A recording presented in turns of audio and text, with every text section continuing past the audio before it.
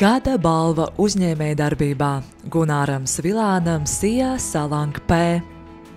Uzņēmējs aktīvi darbojas savā nozarē un veicina uzņēmējdarbības attīstību Preiļu novadā jau vairāk nekā 30 gadus. Šo gadu laikā ir izveidojusies spēcīga komanda ar profesionāliem, motivētiem darbiniekiem, kas nodrošina uzņēmuma izaugsmi. Uzņēmuma panākumu atslēga ir individuālā pieeja katram klientam. Kopš 2002. gada Sijā Salang P ir paplašinājis savu darbības jomu, kļūstot par nozīmīgu spēlētāju ventilācijas un kondicionēšanas sistēmu projektēšanā, montāžā un apkalpošanā visā Latvijā.